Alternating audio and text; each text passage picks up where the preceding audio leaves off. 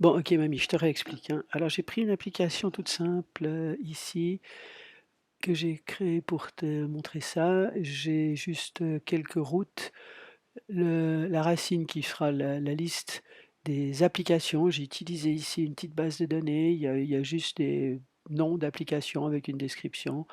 Elle est super simple. J'ai déjà quelques enregistrements qui sont dans la base ici et puis on les retrouve là dans la page index et puis j'ai fait 2 routes, une pour créer une nouvelle application et puis une pour diletter. Alors tu te rappelles comment ça marche cette partie-là, hein? Je vais ouais, zoomer un petit peu pour que tu vois mieux. Ça c'est mes routes et puis donc je vais ici faire un slash new Toto.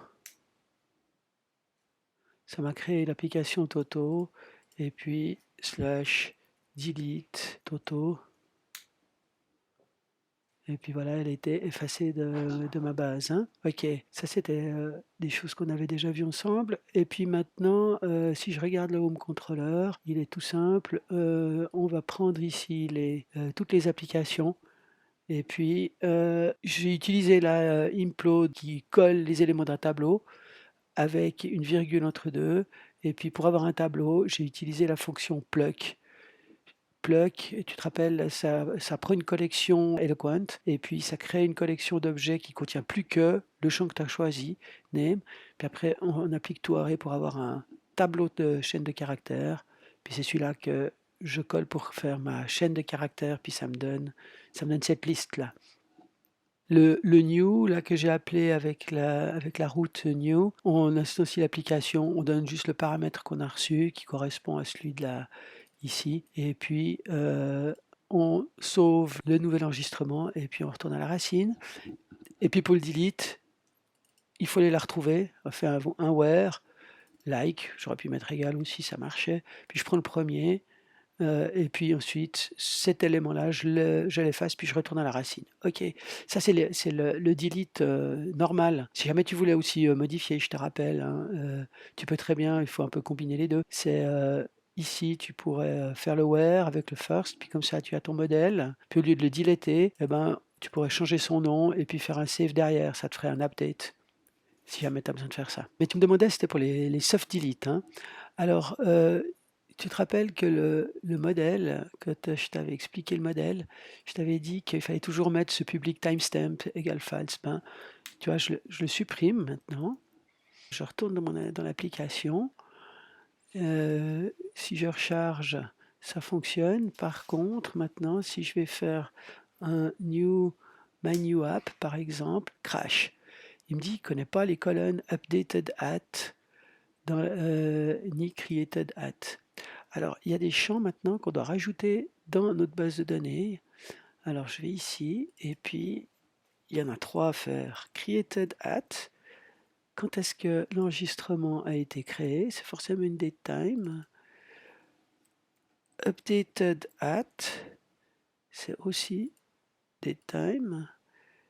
Et puis, le troisième, c'est celui qui nous intéresse le plus ici, deleted at, qui est aussi un date time naturellement. Voilà, donc je dois créer ces 3 champs. Là, je les ai mis dans mon modèle. N'oublie pas de synchroniser avec ta base de données pour que tu aies tout ça vraiment dans la base. Voilà, maintenant que j'ai synchronisé, j'ai mes 3 champs et puis naturellement ici, quand je relis ma table, les champs ils sont nuls, hein. Je reviens maintenant dans mon code, hein, et puis ici tu rajoutes use soft delete. Il faut dire qu'on va utiliser justement ce mécanisme de soft delete.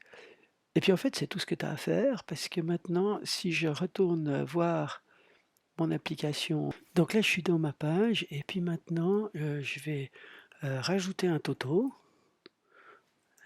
C'était new slash Toto. Voilà, ça a été rajouté. Et puis maintenant, je vais faire un delete Toto. Voilà, Toto a été effacé. Donc, tu vois, c'est exactement la même chose que ça, comme ça fonctionnait avant, hein. Sauf que maintenant, quand tu retournes à la base de données, tu vois que Toto, il est toujours là, et puis qu'il y a la date à laquelle il a été effacé. Donc tu vois qu'au niveau de l'application, il est effacé, l'élément, puis au niveau de la base de données, ben, il est toujours là et c'est pour ça qu'on appelle ça un soft delete. Alors des fois, tu pourrais, vouloir savoir ce que tu as dans les, soft delete, un peu ceux que tu as mis dans la poubelle. Alors, ici, tu peux, utiliser il y a une méthode qui s'appelle with trashed et puis, si tu réutilises ça, là, tu vas retrouver tous tes éléments avec, ceux qui ont été mis dans la poubelle, aussi.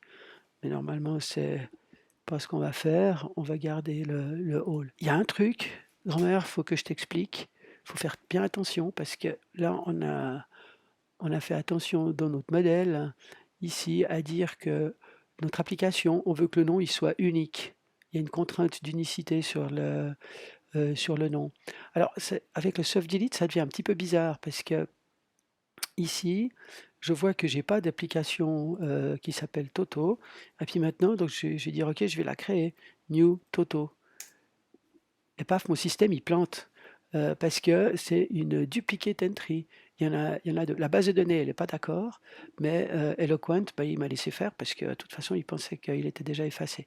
Donc ça, c'est une limitation avec le soft delete. Tu feras bien attention, hein, grand-mère. Puis surtout, tu essayes de t'en rappeler ce coup-ci et puis de prendre des notes si jamais.